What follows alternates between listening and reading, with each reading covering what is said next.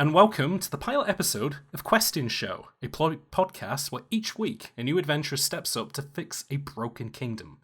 I'm the host and game master James, and who's joining us to embark on the first, and hopefully not final adventure?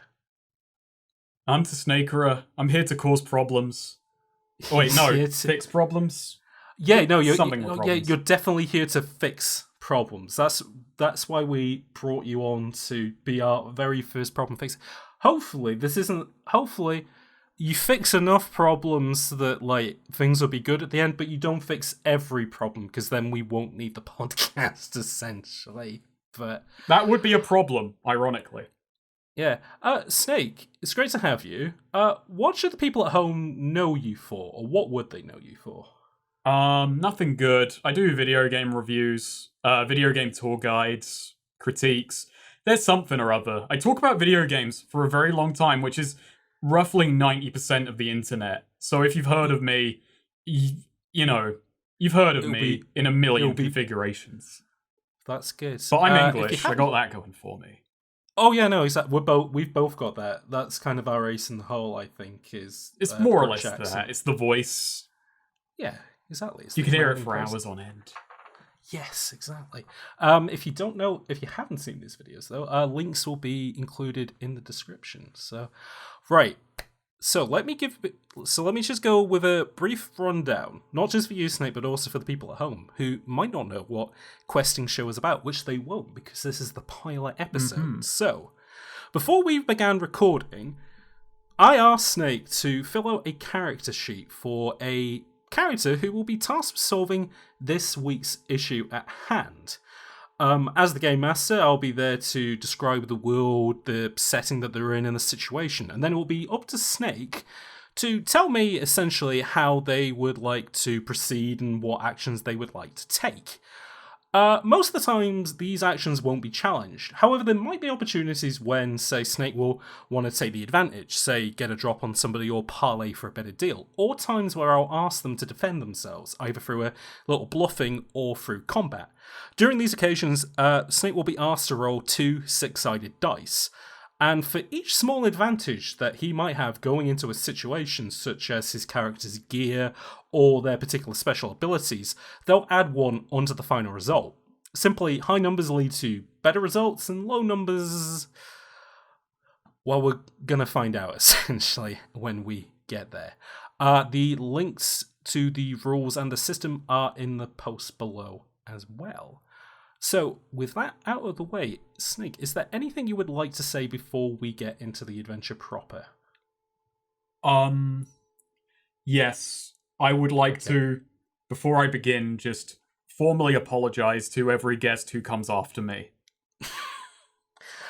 Apologize because you're going to make it a lot easier for them, right? Yeah, sure. It's just smooth sailing, no challenge. People love a challenge. That's... Oh, of course, yeah. Well, I'm here to make sure they don't actually have to face in life.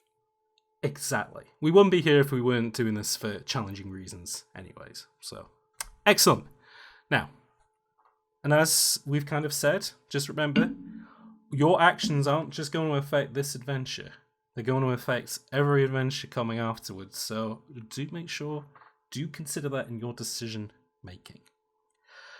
Right. So with that, let's go to a land out of time and out of place. And our scene begins with a vision of the kingdom. Right, Snake. I haven't actually come up with a name for the kingdom that this adventure is set in. As the first guest, would you like to tell me what the name of this kingdom is? Sure, okay. We're in the kingdom of TehSnakerer. TehSnakerer. Okay.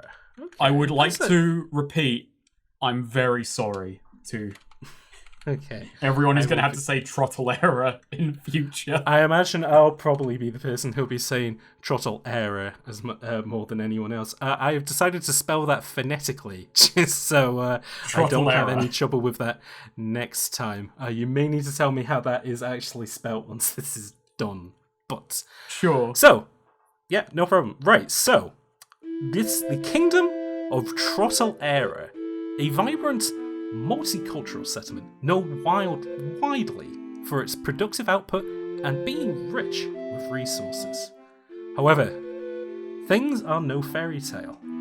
King Brenin and Queen Manon have been kidnapped, and their current whereabouts are unknown. And this has left the kingdom in the hands of their son, Prince Pratt, a well-meaning but somewhat bumbling man. Which is why he has invited a very special person to the kingdom, someone that they know is going to be able to help out with the situation at hand. And I'll tell you, the gig economy in the kingdom of TehSnakerer has never been better. And I'm just going to say, your character is going to be in for quite a time with this. So, why don't you introduce said character to us? Give us their name and describe how they look. So, I am Tasque Rivliero. Tasque Rivliero, he hails from the Rivliero noble house. He's kind of a little-known son. Not very public-facing, though he wants to be. Very much wanted to be. Before he set out, he wasn't particularly interesting, let's say. There were sons who were, they were knights, they were socialites, they were known around the kingdom, they were making connections, the public loved them. What did Tasque Rivliero do that he thought would make him just well-known? Well, he hit the books and studied hard, and he knows a lot about the legal system of this country, and no one gave a toss about poor old Tasque Rivliero and his bookishness. So he got sick because, everyone else is just cool chads, just wandering around the noble household, just getting invited to parties, going out to jousts, doing just great things each there and everywhere. Scribes following around, writing of their deeds. Not following Tasque, he was just had his nose in dusty old tomes. So, one day, he may have cracked a little bit. He is good at reading people and talking to people, but could never really work that to his advantage. Until he just decided, well, I'm going to go out and make a name for myself. So he set some money aside. He may not have consulted anyone about the setting the money aside. And he decided to leave and make a name for himself and become an adventurer. A few months later, he realized he fucking hates adventuring. He despises it. It's muddy and awful, and he would rather actually just live a life of comfort. But he did sort of set some money aside and now can't really return to the Rivliero household without maybe a little something to open doors. It'd be a bit awkward, I would say. It'd be a bit awkward, so... Just a bit. So he's, with meeting the great Prince Pratt, could maybe be a good way to start fixing things and maybe win his way back into his family home. That is good to hear. So that is... so he wants to kind of make a name for himself, then, kind of thing. He wants to sort of improve his status from where it is currently standing, I suppose. Yeah, basically. Okay. Well, why don't you tell us what his expertise is? Or expertises, I suppose. He is good at deception, persuasion, and nobility. Yeah, that is his unique expertise. And kind of explain that to us. That's just kind of his knowledge of nobility, or just kind of noble standing, or it's a bit of both. Okay. It's essentially he can use his name to some extent, though he keeps it a little bit on the down low. Because his family's a little bit on edge with him at the moment due to past misgivings. But he does know other nobles around. He does know noble customs. He's got the etiquettes, knows how to handle himself. Oh, that's knows what cool. a nobleman is supposed to be. He's got that nobleman's education going on. Absolutely. And what would you say his special something is? Legalese. Legalese. He has a command of legal language. It is his, where many may be good at, say, casting magic or may have great strength. Tasque Rivliero's special thing is he is a bit of a legal eagle. I saw all of these exciting options you gave me of illusions, magic, transformation. I thought, I want this guy to know how to fill a form out. That's where real adventures are. And I will say, with this form, he has done a wonderful job filling this form out, which is very good. And finally, what is he bringing with him to the kingdom of TehSnakerer? He is bringing with him his riches and an escape kit for when the riches don't work. Yeah, the escape kit is the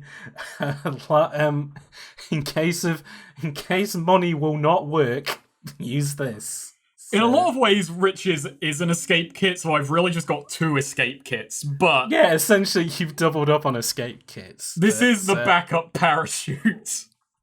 Wonderful. And just to kind of describe the scene then, so you walk into the royal chambers. This is a very small castle, despite the strength and the sort of the infamy of this kingdom. Everything's a little bit smaller and a little bit neater. But as you kind of walk in, it's got all the kind of the niceties of a marble floor and these stonework walls, which are adorned with tall paintings of this royal family going back generation to generation. And as you kind of walk in, you see one of these paintings being created, because standing proud on a pedestal is that very same Prince Pratt. A vision of his father, I would say, a rather buxom stag dressed in bright finery. However, the moment that he sees you, the kind of the appearance on his face, the worry on his face, undercuts much of that majesty.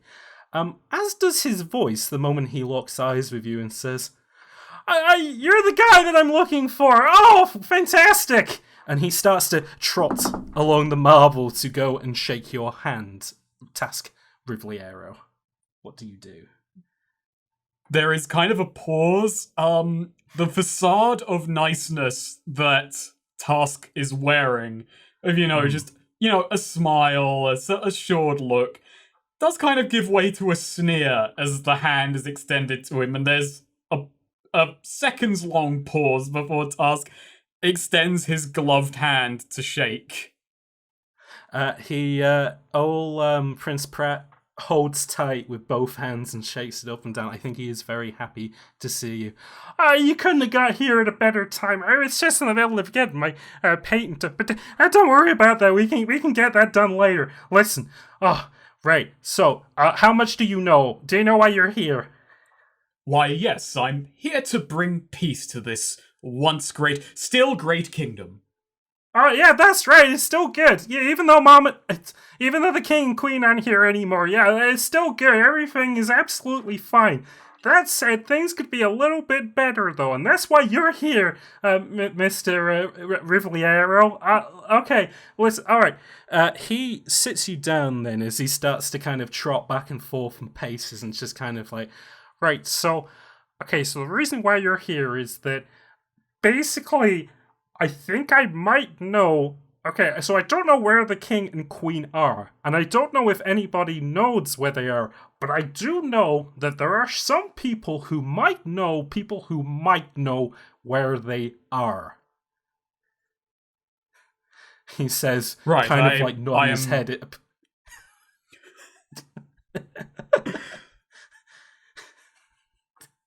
How is this guy a prince, eh? The good thing about the system of monarchy is, yeah, you don't really get to choose who you're. It's not by need; it's by seed. That's it. Yeah, exactly. But yeah, so he just kind of looks at Tasque Rivliero and he says, "Right, so just outside of the kingdom, there's this little bandit camp. Well, I say it's little; it's actually kind of a big bandit camp because there's quite a lot of bandits there. But the nice thing is that."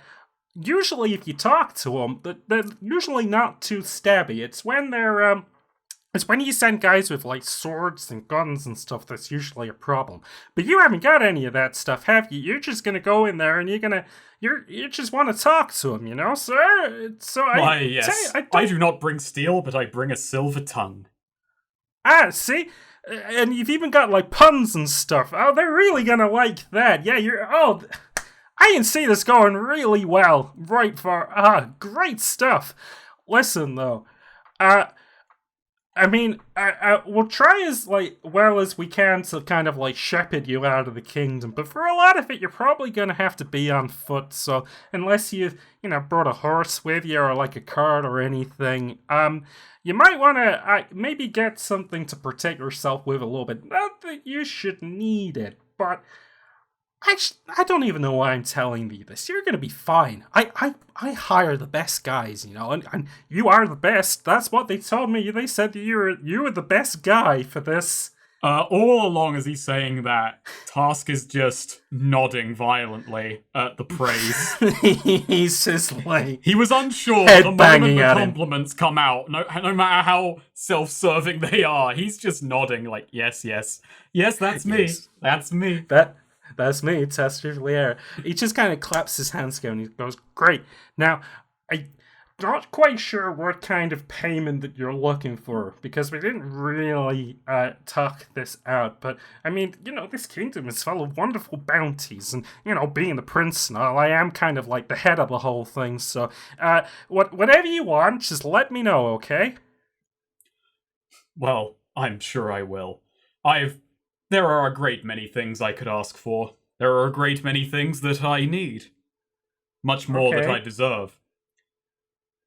Alright, anything you want me to prepare now, or?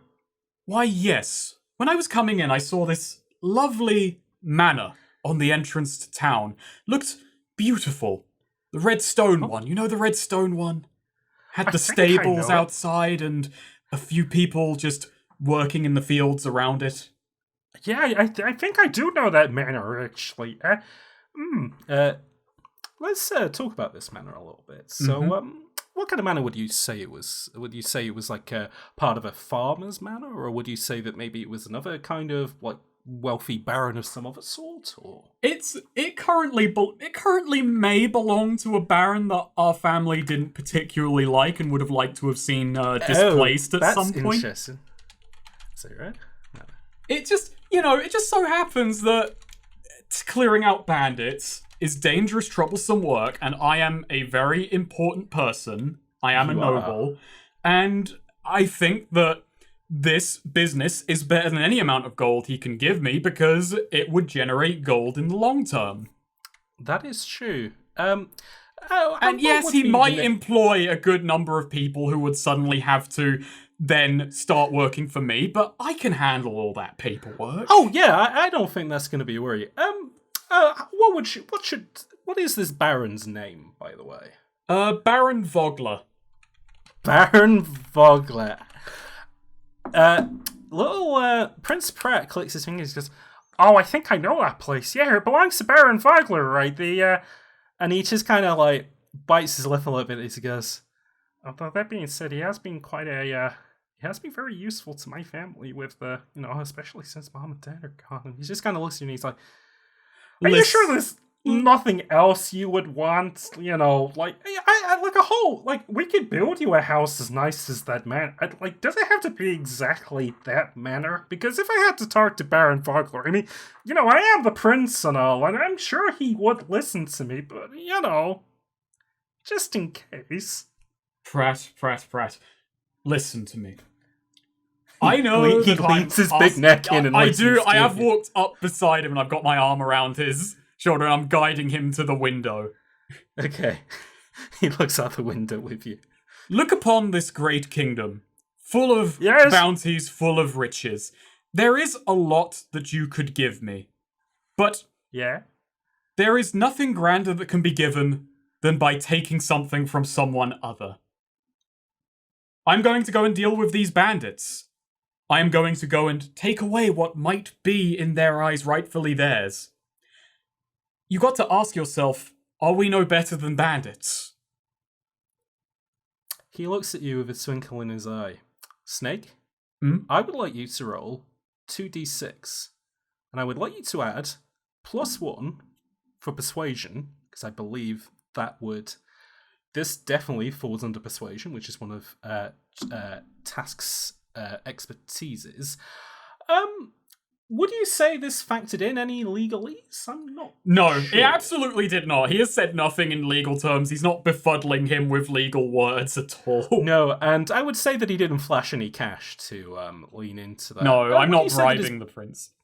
No, and I would say that his backstory didn't really factor into this. Or maybe it did, I don't know. Would you argue that it did? I mean, sure, I am using an enemy of my family, however just made up it was. Shh, don't say that. Let's add +2 to whatever the final result is then. So roll 2d6. Okay. Alrighty. And this is 4 and a 6. So a 10. So a 12. So it's wow, a roll of 12 or more is a critical success. And you do it perfectly to some extra benefit or advantage. Now, my dear man, you have said that this Vogler has been most helpful, and I'm sure he will be able to find himself back on his feet in no time under your employ, but you're asking me to take a great risk going into bandit territories, and frankly, in the name of my house, it would only be right for me to try to advance our position in some way, and those Voglers have created a mite of trouble for our family in the past. Oh, I didn't know that much. By created a mite of trouble, what Tasque does mean is they existed and were wealthier than us. But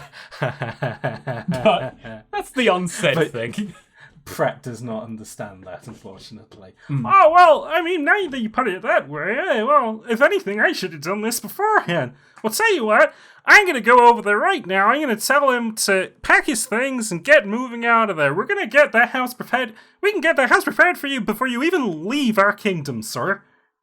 Why, that's most gracious of you. I'll be sure to inspect it once I've returned with the bandit problem well and truly dealt with.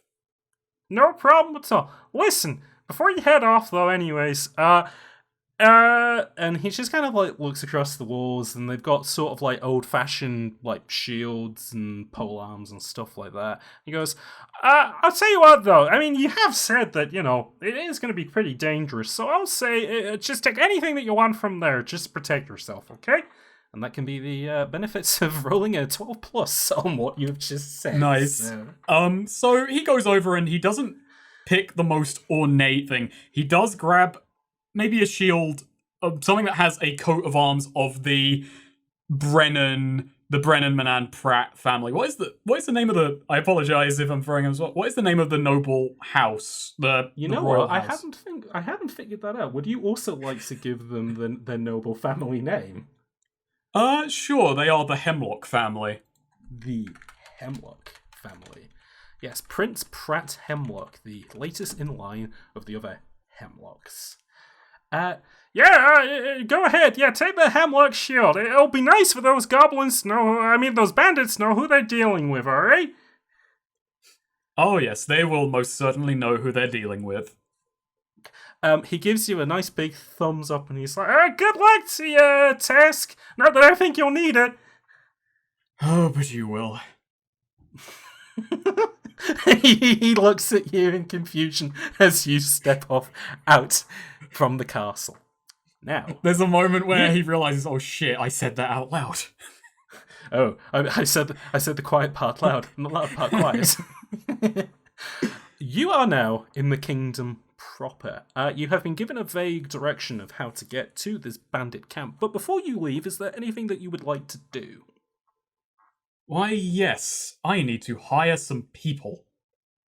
Excellent. Where would you like to hire them? I will tell you then.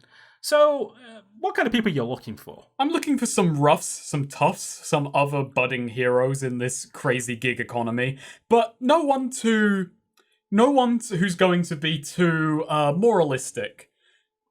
Fantastic. There is a perfect place to find people like that, and that is called the Village Inn. It is not the nicest inn within the kingdom of TehSnakerer, but it's definitely the one where if you're looking for guys who are hearty, fighty, and probably won't ask for a lot of money for their services, that would be where I would go. To the Village Inn. You open the door of the Village Inn, and you are hit with the scent of stale beer and men's body odour. As you look in, you see a it almost kind of looks like a heavy metal concert in there, although not. The only music that is playing is the sounds of grunts, groans, and a pawn shop. As you kind of look across the sea of people, you see a mix of humans, you see a couple of orcs, you see a couple of goblins who are serving drinks here and there, a few gnolls as well, actually. But they definitely all look like they're guys who they either have the well-worn hands of sailors and builders, or they have the cuts and bruises of, say, rangers and ex-fighters. Oh, I gave up the high life for this. Sometimes you have to get low to get back high again. Yeah. Don't know what that means, but that's fine. So, any particular, anything that would take your fancy, do you think? First I approach the orcs. I'm gonna go for a slight intimidation factor to begin with, and the sturdy build of an orc should be a door opener. You see that there is a group of orcs who are a little less rowdy than some of the others. There is a mix of brown skins and green skins. They are in the midst of doing a bit of a parlour game with one another, where they throw a knife back and forth, and they do that thing where they quickly pinch the knife in between the gaps of their fingers, and they're egging each other. They're throwing coins in and egging each other on to see who can do it the quickest, and all that sort of stuff. They look liquored up, though. They look like they may be easily persuaded. But you are a human, thin and quite regal-looking man, so at the moment that they look over at you, they kind of thicken up a little bit. They stand up straight and they furrow their brows at you, but they don't immediately say anything. I apologize, I just found the game most fascinating. A threat of violence, a threat of blood, played over coin, where violence isn't quite the intent. They giggle a little bit, and then one of them turns around the knife so that the sharp end is pointing at you, and he's like, "You won't ever go, do you?" Why, no, I don't play games of chance. I only go in when I know I'm going to win. They have a giggle at that, and it's like, "Oh, sounds like he's scared, doesn't think he's gonna win. Well, if you're not here to play games, mate, why are you here?" I'm here because I have a business opportunity and bags of cash. Do you physically produce? I do physically produce a bag of cash. Which might be stupid, but let's see where this goes. You pick up 2 physical bags of cash with dollar signs on them, for that is the nomenclature of the kingdom of TehSnakerer, and you shake them at them. These varying orcs of shapes and sizes look at you and just go, would you look at not USB's the smartest idea nuts? walking in here with 2 big bags of cash on you, mate, but I'll tell you what, you got another chance to turn this thing around if you want. So again, why are you here? This money could be yours with much more down the line if you would come along with me and look intimidating, look rough. You're already doing it quite well over in this little corner of the bar. I don't imagine you wouldn't mind doing it for pay. They do look back and forward at each other. One of them uses the opportunity to lick his fingers, fix his eyebrows, and fix his hair as he kind of whispers, "Oh, I didn't think I was looking that bad." But they just kind of look at you and it's like, "So you want us to come along and look intimidating then?" Just gonna say, that sounds a little bit sus. I mean, what exactly do you mean by intimidating? Like, are we going to have to pull a knife out? Do we just need to cross our arms and look big? I mean, what exactly are you thinking? With what I'm planning, you just need to stand there, look big. Shouldn't come to blows, and besides, I'm hereby, and he produces the shield with the hemlock coat of arms, I'm hereby royal decree. They go back and forth at one another, and then they just kind of look at you. They do a little bit of whispering under their breath. And I'm going to say you don't need to roll for this, because they look back at you and they say, "Alright, we were getting bored anyways. Alright lads, on your feet." And with that, you are now standing in front of 6 rather stout-looking orcs, far thicker than the prince that you spoke to earlier, I should add. And I would say probably going to be a bit better pinch in a fight than him as well. But Nice. yeah, they just kind of look at you and they do kind of like a fake human curtsy and it's like, all right, lead the way then, sir. I'm going to go and arrange us some transport, and then we shall be off to this bandit encampment. Wonderful.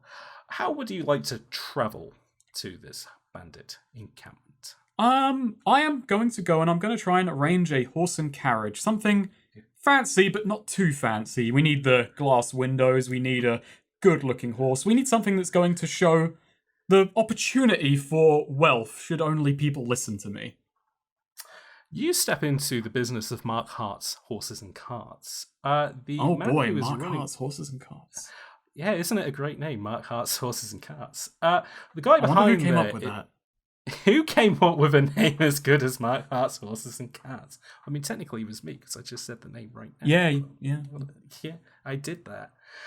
You look at the guy behind the counter. It is a kind of a rather tall and lanky-looking ginger elf of a man with small, round glasses on him. You can't say if he was maybe the owner of the business, but he is definitely the person who is running front of house. Do the orcs come in with you? One or two do. I'm flanked by them.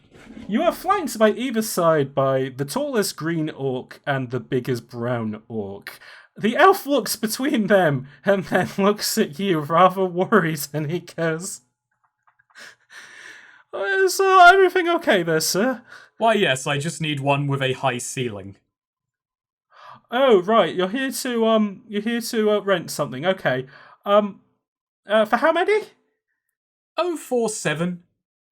7, right. And are they as big as those two? Well, he's the biggest, that's why I brought him in the shop. Right, and I'm guessing that he's the widest, so alright. I'm probably going to have to say that's going to be 2 carts worth. We don't build them very big, unfortunately. You can barely fit about 4 humans in them, let alone 6 orcs plus yourself, sir. Well, that's a bit of a disgrace, isn't it? Orcs are a part of this kingdom. Why don't you build orc-sized carts? Why, it's not a race thing, he says as he pulls on his skull. It's just, you got to think if it could fit 2 orcs, that could fit like 8 gnomes. You know, you got to come up with an average. Not all orcs are a uniform size, as you can clearly see. I'm going to say, are you going to use those orcs to try and put some pressure on this guy as well? Yes, I am. Yeah, I am. Okay, in that case, I would like you to roll 2d6. And racism is such a powerful weapon. It's a shame that you didn't put racism down. Yeah, racism is my expertise. I'm going to say, this definitely is persuasion.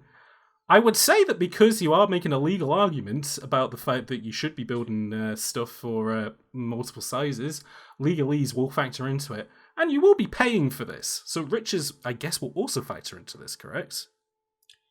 Well, nice. I mean, it might not, because I can keep stum about the whole racism thing if he just helps me out here a little, you know? You know what? That's very true. Roll 2d6, and then we'll add 2 to that. 9, so 11. Not a crit. Not a crit, but that is still a full success, and you do it without complications. He pulls on his collar, then he's like, I suppose we do have the royal carriage, which is a little bit bigger than most of the other carriages. Not that we should really be using those sort of things. And then he glances out the corner of his eye, and then sees that you are holding a shield, which does have the Hemlock Royal crest on it, and he goes, "Oh, hold on! Are you doing this for Prince Pratt?" Why, yes, I am doing it for Prince Pratt. I'm here ensuring the kingdom's safety, ensuring there is no pratfall. He slaps his hand. And goes, "Oh, why didn't you just say that in the first place? Yeah, all you orcs, you can sit on the royal buggy, no problem." And he does look at you, and he does kind of clear his throat, and he goes, "But I mean, obviously, I imagine rental prices will still have to apply here." Do you imagine such? Would you like to roll 2d6 again, please? Oh, I'm playing such a bastard. It's Oh, I'm enjoying nine. it. 9 if there's no bonuses to that. Fucking 3 and a 6 again. I would say there's a +1 on it because you are doing persuasion again. So we got that up to a 10. He just swallows that down. He goes, "Okay, just try not to get any scratches on it. All right, that's the main thing. Okay, if we can just get it back in one piece, that's fine. All right." Either way, the two orcs most reasonable. The two orcs flanking you look behind them and say, "Oh, guys, we're going to be riding in the royal carriage." They all start cheering and, like, rolling their fists back and forth like football hooligans. They're going to have a great time. So, you have procured yourself 6 hearty lads and a fun bus to go see these bandits. As I'm walking to the carriage, Tasque is thinking to himself, "Oh, my brothers, Misson and Job, if only you could see me now. If only the reporters that hounded you could look at me now." So all 7 of you get within the carriage. Did you? I'm going to say within that non-payment that you made, did you also get a somebody to draw it, or are you going to rely on maybe one of the orcs to do it? Oh no, I'll hire it. I'll go and hire it. Someone who can actually pull the damn thing. Okay, there's a little dwarf walks out with a very tall hat, and he goes, "Yeah, no problem. I'll take you." And he sits in the front, dips his hat, and with a whooping, the horses start to trot on off as you head north towards a bandit camp. I didn't think of the name of these bandits. Would you like to tell me what they're called as well? I'm going to let you name some. Well, I'm going to let you name something, but I have a scene that I want to do on the carriage. Okay, that's no problem. But so I will very quickly say that these bandits, they are part of a tribe called the.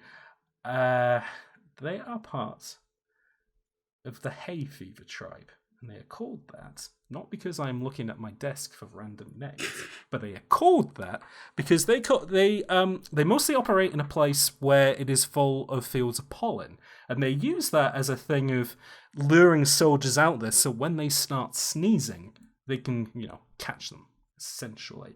They're made up of mostly goblins as their kind of cannon fodder, but then their lieutenants come in the shape of orcs and gnolls. Which, hey, is pretty good. You have got some orcs with you, so we can factor that into any potential rolls that you might need to make against them. However, that's about as much information that you understand on the basis. We don't really know much about the Hay Fever tribe other than that. However, you are sitting now in the cart with 6 other orcs. What scene is, what are you thinking? So, I have to do this with the dwarf who's heading the cart as well, but Tasque has been writing up some documents. What are you writing up, mate? I'm writing up NDAs. They look at it. MPA? No, mate. If you wanted that, we'd have to go back into the kingdom to watch basketball. No. NDAs. Non-disclosure agreements. Non-disclosure agreements? Yes. I am writing up some documents that will benefit each and all of us. Right. I'm going to need each of you to sign this. Well, it is an agreement that you will not talk about what happened when we arrive. You will not talk about what happens when we arrive at the bandit camp. You will disclose it to nobody. And in return, you will receive a small stipend for the rest of your natural lives. What's a stipend? A payment. They all kind of look back and forward at each other and they start kind of going, "Oh, payment for the rest of my life. That's pretty good." It will be received in installments based on the performance of the business venture I hope to establish in the region. All 5 of them kind of nod back and forward at one another and just kind of like smile and think, "Yeah, it's a pretty good idea." The big guy that you brought in with you earlier, the tall green skin, he crosses his arms and kind of bites his lip and he goes, "I've had a lot of bad experiences with NDAs. What makes you think this one's going to be any different?" Well, this one protects you and me from the job we're about to do. I would like you to roll 2d6. However, would you say this is perception, or would you say this is persuasion, or is this going to be deception, as I'm not quite sure what's on those NDAs? This is persuasion. He's being basically straight with them. But he's deceiving people later, but that's not factoring in now. He's being actually straight with them. That's okay. And this also factors in your legalese because you have written non-disclosure agreements. So roll 2d6 and we'll add 2 to the results.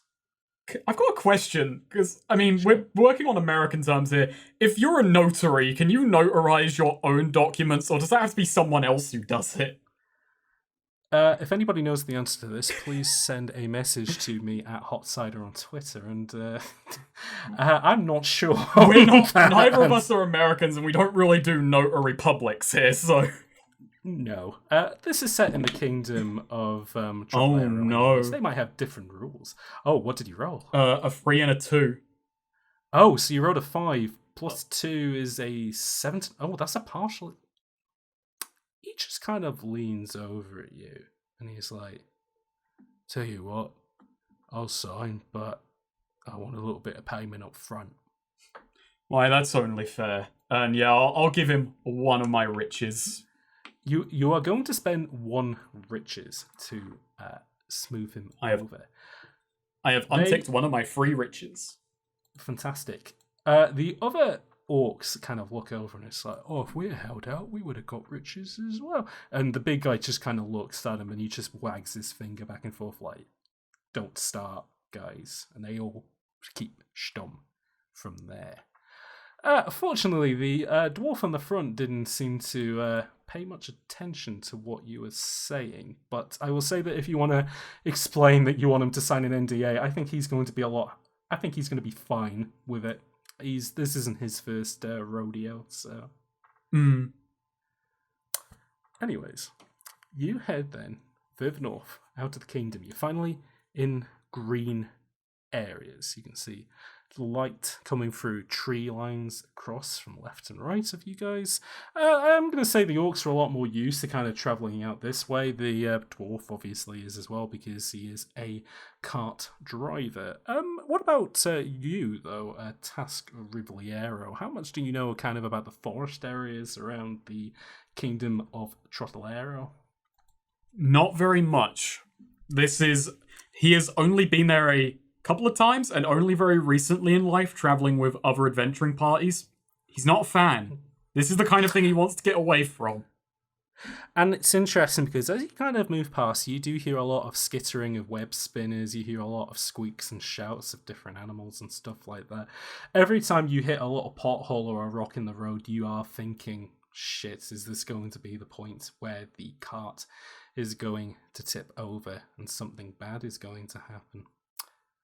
Only one way to decide whether it will or not, though. I would like you to roll 2d6. Let us see where the fates lie. 6. That's bad. 2 and a 4. That is not good. You continue moving along then at a nice steady pace, and the guys who are on the orcs who are traveling with you have started to break out into a song as well. They're doing old-fashioned work chants, kind of to the left and right of you. Although you can't remember any work chants which end in like stabbing and maiming and punching people, but you know, there's different strokes for different folks now, ain't it? My guy was mostly at the opera, so... Oh yeah, those are the work chants that he's used to, is Nessun Dorma and stuff like that. There's very awkward moments where they like turn to him as like, okay, you do one, and he starts doing a chant, and they're like, this is daft. But he does like a Gregorian chant. It's very odd, like Gregorian chants aren't quite in this reality, or are they? Oh, yeah, very true. What calendars do they use? That's the question. As one of the orcs hits a high note, something flies through the window and hits him in the chest. It's an arrow. The cart hits the brakes as this happens, and the orcs start to reach for various implements that they have on them. However, you are the team lead on this one, and they are looking at you for what to do next. Tasque Rivliero heroically shouts, "My word, kill them all!" And then he uses his escape kit to shoot up into the trees. It's like out the window. Cool. Roll 2d6, and we will add +2 to that. One for persuasion and one for using the escape kit.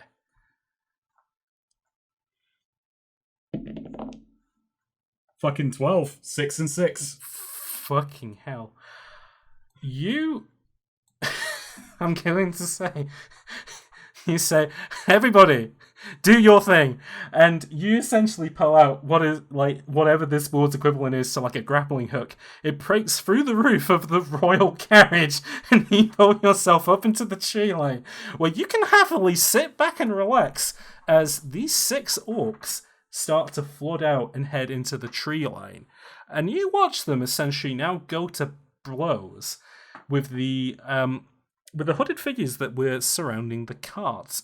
From what you can tell looking at them, they aren't a sophisticated mob. They are essentially just highwaymen. They think, seeing the royal carriage, they were maybe looking at an opportunity to squeeze whoever was on board for whatever gold they have. But fortunately for you, rolling such a critical success, these men that you have hired to fight for you really know how to clean stuff up. Even the guy who got an arrow to the chest, the fighting spirit flows through him, and with a great slice of his blade, he cleaves one of these bandits in 2. After a few moments, everybody starts to wipe the blood off their body, and then heads back into the royal cart as if nothing really happens. Although they are asking, "Oh, where did the posh guy go?" I descend out of the trees. Clapping. Beautiful work, beautiful work. I knew when I saw each of you that I had hired the right orc for the job. Right orcs for the job, rather. But they don't seem to pay much attention to you as you say that. They're just kind of doing that nodding thing of, all right, in you come. I will say as well... Wait 1 second. We are not quite done here. Okay. What would you like to do? I'm looking at the cart. What's the damage on the cart? I will say that because you got a critical success, apart from the fact that it's now soaked in blood inside, looking pretty fine. Oh, that won't do. Let's get a bit of damage on this.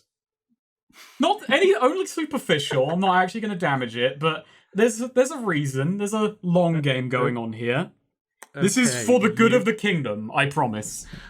Okay, you look at one of the orcs and kind of make like a motion of hand that over. He gives you his sword, a short sword. It's quite a heavy thing though, designed for somebody a lot larger than you to wield. I just do a few basic knocks and jabs at the thing. Just give it a few superficial cuts in the paintwork, and then I give him back his blade. I walk into the forest. I grab one of the bows and arrows, and I may let loose 2 or 3 or 4 arrows into the side of the cart. Okay, you do such a thing, and you leave it looking like one of those hedgehogs that you have at a children's birthday party with ham and pineapple on it. The thing is just got sticks all over it. You go inside the cart and you sit down. The thing isn't moving yet, though, because that dwarf sticks his head in the back and he's like, what the fuck do you think you're doing? It's a terrible shame that common highway bandits would let loose on a royal carriage, isn't it?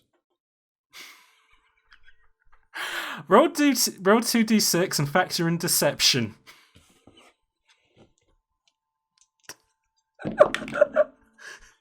8, 2 and a 6. Oh, +1 makes a 9. Ooh. He looks at you and he's just kind of like, he's just totally bemused at what you've done. Then he sees that big bag of gold that you gave that guy earlier, and he looks at your other big bag of gold, and he just kind of raises his eyebrows a little bit and makes a finger motion. You did sign an NDA. Yeah, and NDA didn't mention anything about that. You are quite right. It mentioned what happens once we're at the camp. My word. But you will all do well to keep this under your hats, he says as I give out my second big bag of gold today. Second big bag of gold. I'll have you... I should mention to each of you that you are looking at a man who can make each of you very rich if you play your cards right. The guy shrugs the driver shrugs his shoulders. I think you're not the first person who has said that to him. Maybe not even this month. So. Oh, God. Oh, it is that kind of place. It is, unfortunately, the kingdom might be quite fluffy on the inside, but it is covered in brambles, unfortunately. I will tell you what, though. Roll 2d6 for me, and I will say that when you grab that bow and arrow, whether you grabbed anything else while you were out there. Sure. Oops. Nah, I got 1 and a 5. I got a 6. Ooh, unfortunately not. Those orcs had pretty much cleaned them out by the time that they were done with them. They don't seem like much of the sharing type, unfortunately. So, after that little incursion with those bandits, you are back on the road, and things seem to be mostly normal as you head on north from here. And I will say that the tree line is starting to thin out a little bit, and the ground is starting to get a lot more drier and a lot more arid as you're heading towards the mountainous areas just north of the kingdom. A lot of these are places where a lot of these natural resources come from. Stuff like iron and gold and diamonds even come from this particular area, which is why a lot of the bandit camps have set up here, because I think a lot of them are hoping that they can sort of or the transport that comes backwards and forwards, that they're able to get there, able to take a lot of this stuff and then trade it on with camps and kingdoms outside of Rivliero. But this particular bandit camp, which I remember because we gave it a name, yeah, in fact, I was the one who gave it a name. I called them the Hay Fever clan because, as I said, as you get further into where their area is, that green starts to reappear, and what they seem to have there is a lot of thick grass, a lot of dandelions, a lot of heather, a lot of things which even some of the orcs, their eyes are starting to go a little bit red and sting as the heaviness of the pollen in this area increases. I'm going to say that perhaps you're not too affected by it. Maybe you've got a scarf over your mouth or something to that effect. But the horses stop because the driver will only take you so far, especially in what is the royal carriage. And he just kind of looks back and he says, "All right, guys, I'm going to wait here until you come back and, well, just try not to die if you can." Yes, I'll give it an earnest go. Give it the old college try of not dying. The 6 orcs get out first, and they make the cart squeak as they do, and then you step on out light as anything, and you can see the wooden walls of the encampment in front of you, a good few meters away.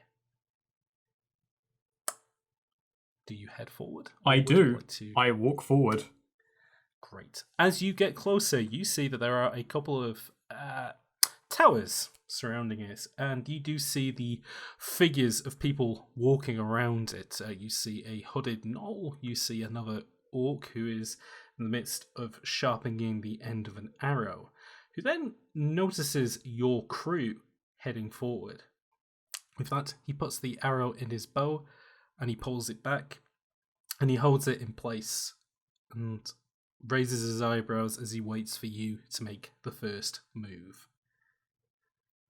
I will say, just our approach was, it was Tasque in the lead, then behind me, and no stealth or no subtlety. Tasque was just walking up to the place. Oh, that's what I expected. Yeah. Ho, guard. I'm here to speak with the Hay Fever clan. Well, first things first, I'm not a hoe. The second thing second, this is the Hay Fever clan, so if you want to talk to us, start talking. I am here on behalf of Prince Pratt, and I produce the shield. I'm here to discuss a business opportunity that will benefit all parties.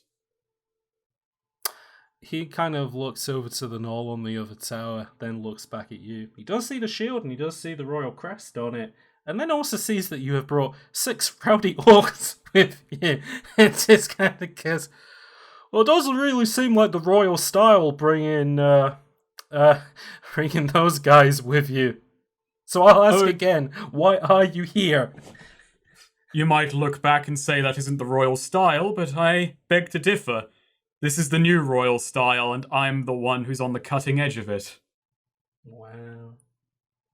They seem a little bit suspicious about you, is what I will say for now. But they do kind of look at each other, and I think, well, they look backwards, they can see the rest of the bandit camp, shrug their shoulders and decide, alright, let's take a chance with this guy.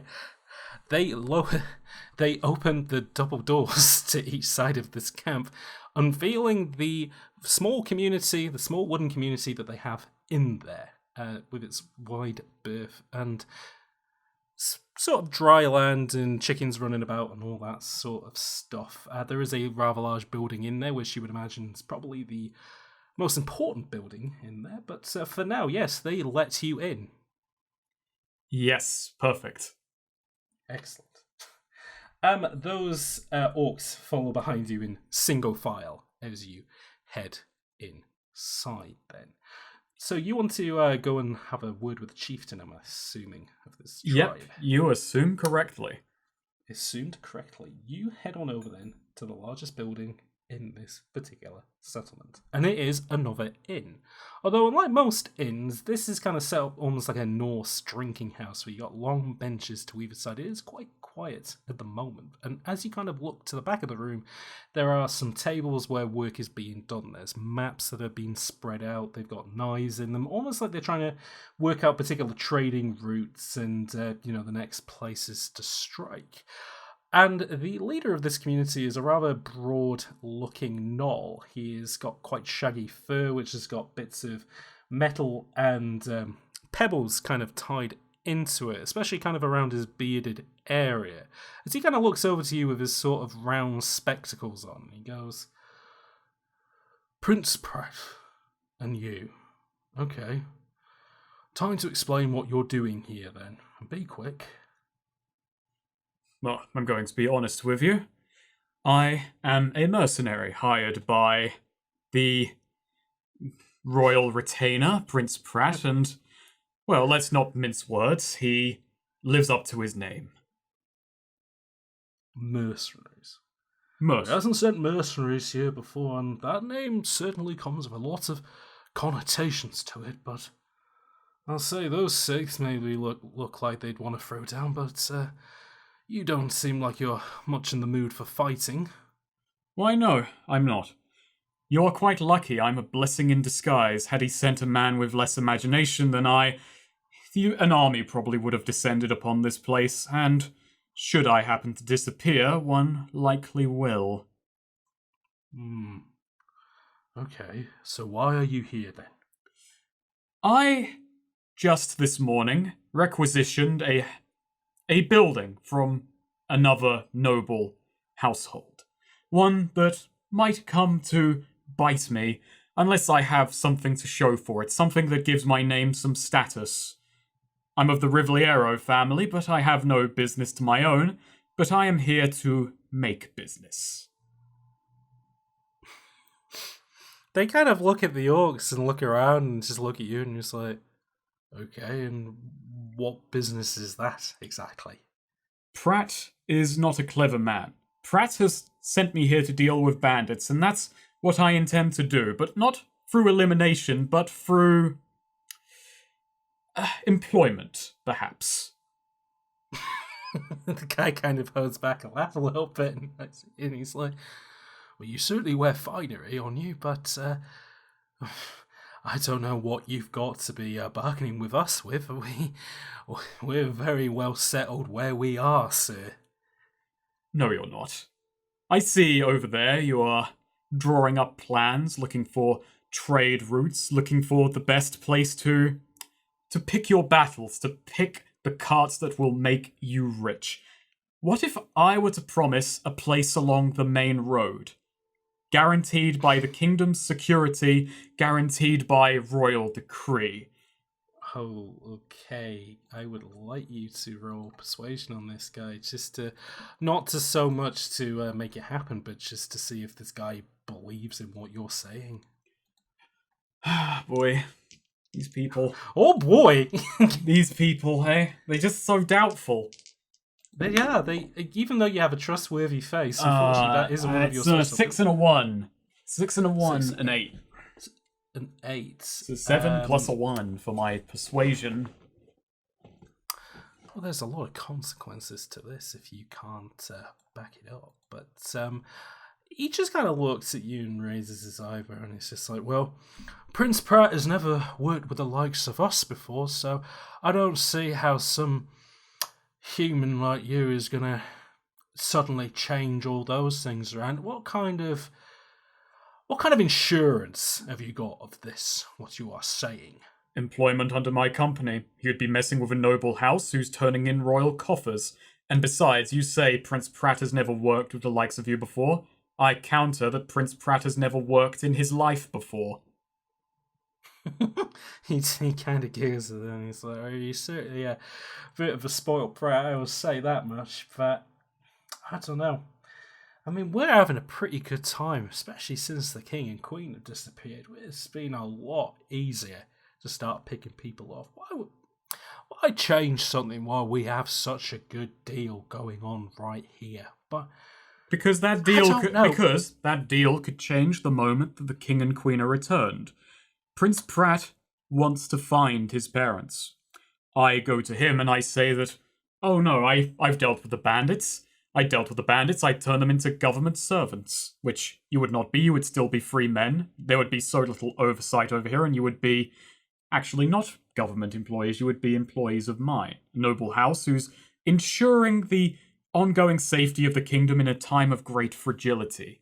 You will officially be questioning where that king and queen are, and should something loaded down with goods come through, who's going to say whether a few goods happen to just go missing off of the carts to grease the wheels to get into the kingdom sooner?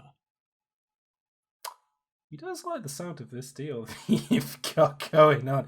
He is still very suspicious about you, though, considering you've just walked in here and told him what kind of offer that you've got going. Although he does quickly ask him, if we were to be in your employ, exactly what would we be doing for you, sir?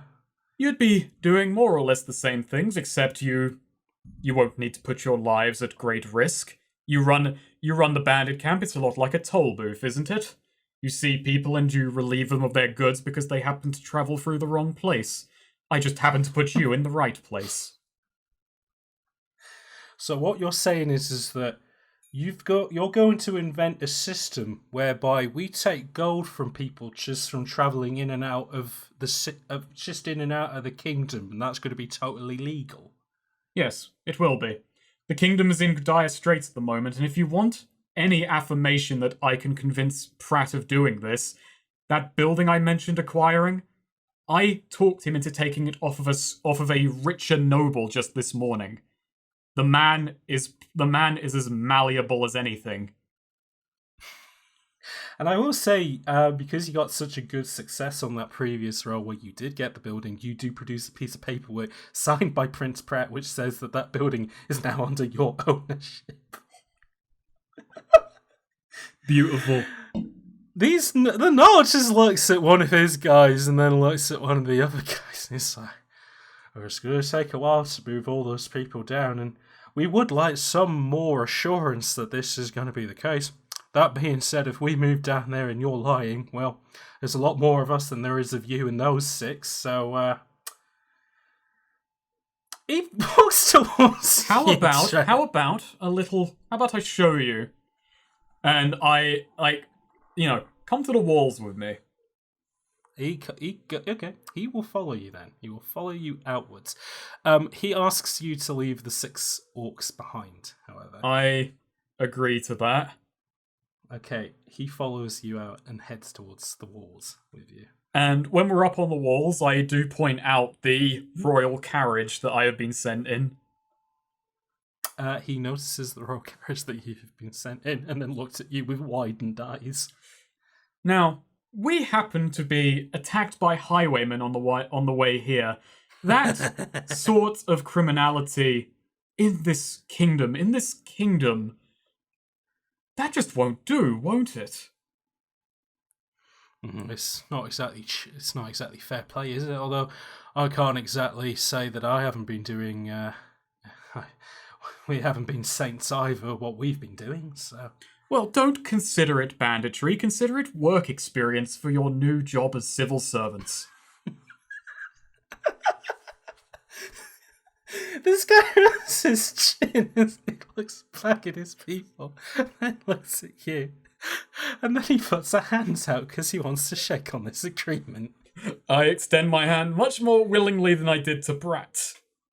Wow, yeah, you shake on that. So you've convinced this bandit camp that Prince Pratt will allow them to roll a tolling booth in and out of the kingdom. Using your new baron's house to do so. So what would you So I guess what would you like to do with that? Well, I've got to start drafting up official paperwork to start this business of Tasque security. Fantastic. I'm going to say you do that pretty easily. You've got the legalese for it, and you've got they've got the paperwork for it where they start to write that stuff up.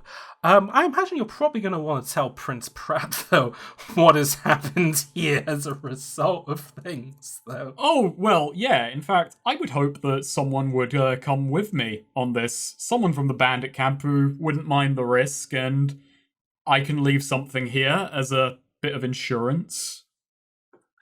Okay, I will say that what would you like to leave behind as insurance? What do I have to leave as insurance? Could be a money you brought deposit. the orcs with you, but they're not. But really, no, that's not that interesting. No. You see, on the I go to the biggest orc. Yeah. So, you know how on that bit of paperwork you signed, it guaranteed a certain percentage of proceeds from when my business is established? Yeah. If you stay here as my bit of insurance, it'll be doubled. Okay, he nods up and down at that. Think he's happy with that agreement. Perfect. We are going to travel, but... So, I need someone from here to come with me to meet with Prince Pratt to arrange this new little business venture. The Noel looks across his people and then he points one out who steps forward. It is a cloaked half-elf archer. In fact, it looks like one of the ones who was lightly sliced and diced by the orcs when you were travelling on the road further up earlier. And the Noel just looks back at you and he goes, this one's trustworthy and he's been filled in on the details, so you can go with you. Call him Paracetamol. That's his elf name, is Paracetamol. Well, considering he's part of the hay fever tribe, thank fuck it's not antihistamine. That's very true, yeah. Paracetamol shakes hands with his brother ibuprofen just in case he doesn't come back. And there's no need to worry, gentlemen. There's no need to panic. We're all coming back from this. Okay. You head then onto the royal cart as you head back into the kingdom. Once again, you find yourself within the royal castle. Prince Pratt's painting is finally finished. They're figuring out whether they can put it on the wall. As they hear that you returned, he comes back in. He is half dressed in his swimming costume and some trousers as he excitedly goes, All right. So what? So what did the bandits tell you? What did they tell me? Yeah. What did they tell you? Well, you can talk to one right here. He looks over at Paracetamol and he's like, wait, this is one of the bandits? You've asked me to deal with the bandit problem, and I decided to kill two birds with one stone. Metaphorically, no one has come to... Well, some died, but that's neither here nor there. Wait, what? Who died? Oh, just some highwaymen. Oh, okay, but none of your guys, right? No. Okay, that's good. All right, Mr. Bandit. So where's the king and queen? Oh, The bandit just kind of looks at him confused, and then looks at you, and he just goes, Oh, you're getting ahead of yourself. What do you mean I'm getting ahead of myself? Well, there's been no word yet, but I have figured out a great new way to fill this kingdom's coffers and to open up a new source of information about the king and queen. Okay, what is it? A toll booth. What? Well, let me explain to you. Let me break out this blackboard. Let me break out the blackboard. Let me Dragon's Den this. Dragons. I would like to. The Dragon's Den has a different meaning in this setting, but it's fine. So, yeah. Simply put, there have been no developments about the king and queen as of yet.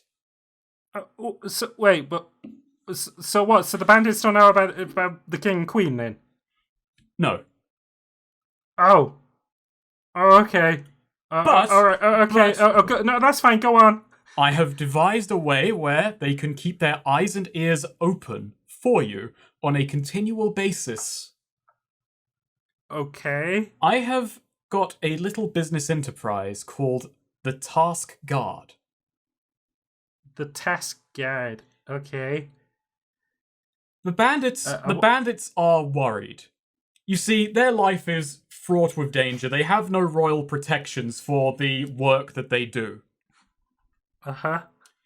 So, I have put them... I devised this, and I sketch a little map, and the road leading kind of in and out of the kingdom, and I, put a cross through the border. We move these bandits here. Okay. And we make them work for us. Okay. They will collect gold from people wanting to enter the country, and a cut of that gold will go to us. Okay. And while the people are there, they can quiz them about the king and queen. That's how many people come into the kingdom a day. Hundreds, thousands. That is a lot more questions. Questions coming in thick and fast, and with an official delivery system. And money. Okay. All right. He's looking a little bit panicked at this point. He's just kind of looking between you and looking at the bandit, just kind of oh, I was not expecting this. I just wanted to know where my mum and dad were. But he's like, I mean, I guess you're right, though. I mean, this would be a pretty good way of getting information from people, and I mean, we are any kind of way that we could make more money would also be useful, I guess. That money can go towards the job of finding them, while you also have the bandits asking directly. It's beautiful, if I say so myself. He looks at the bandit guy and he's like, you guys aren't gonna hurt people or anything, because I mean, we got pretty good relations with the other kingdoms. I mean, if we start shaking people down for money, they might think it's a little bit suspicious. The bandit looks at you, at Tasque. They're not shaking people down. That's an outmoded way of thinking about the job that they will do.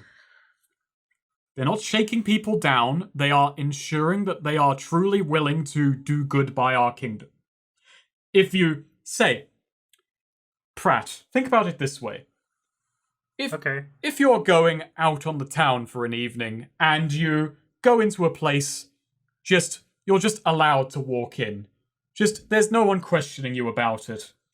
It's nice, it's fine, but say that there's someone at the door. Say if you have to pay to get in or prove your worth. Do you not respect that place just that little bit more? Do you not feel that little bit more exclusive?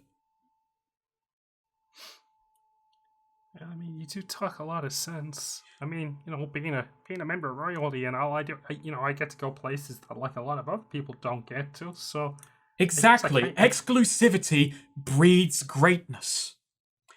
I'm just doing this for the country.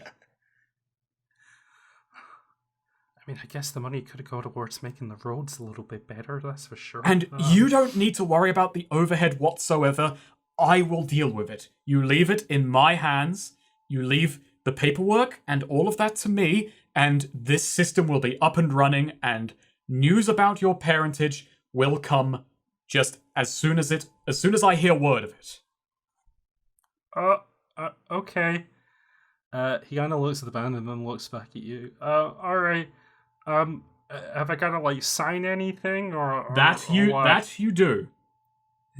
He produced like just giant binders. Yeah, of I was writing it on the way back. It's just like, the rights to that portion of road, the way the money flow, which it does kind of skew more towards me than to the kingdom, but that's all, just kind of in legal wording.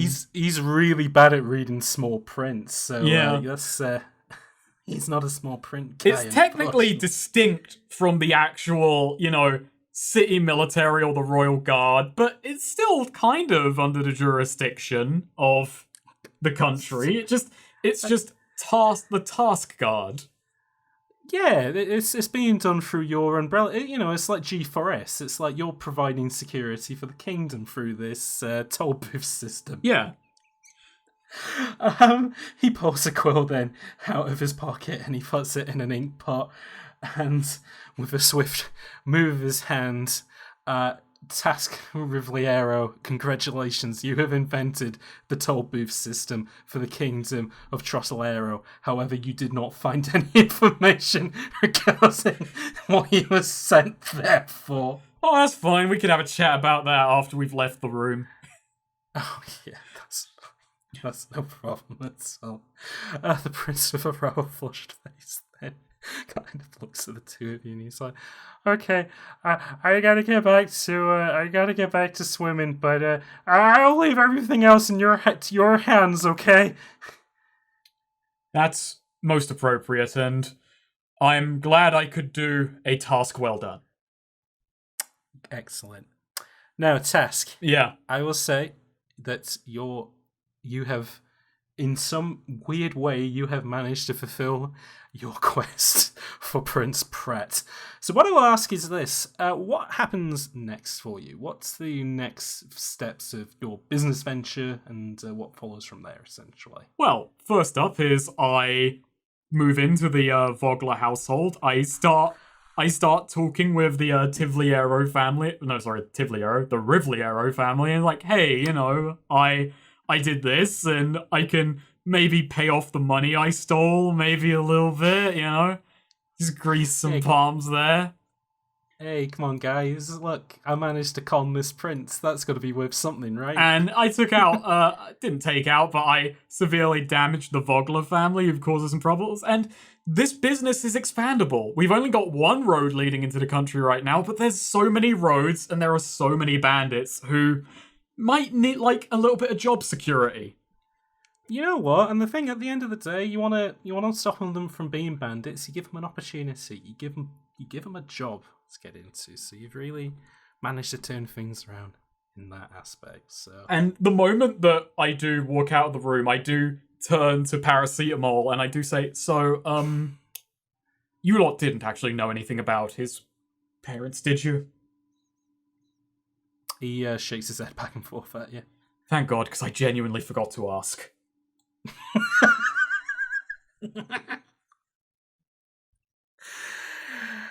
Excellent. And with that, our story is finished for another week. Snake, how did you find that? That was very fun. I'm glad I was able to make things worse for everyone in future. Oh, don't worry. There's going to be a lot of there will be a lot of fallout from the fact that not only have you killed a rather wealthy baron out of his house, but also you have introduced a tolling system. I am sure that many of the unions will have questions to ask Prince Pratt. But if it moves him one step closer to finding the king and queen, then that can't be such a problem then. And so with that, I guess, is there any last plugs you want to do? Any links you want to tell people? Or Watch Spicy Chicken God and subscribe to CommentaryComms. there we go.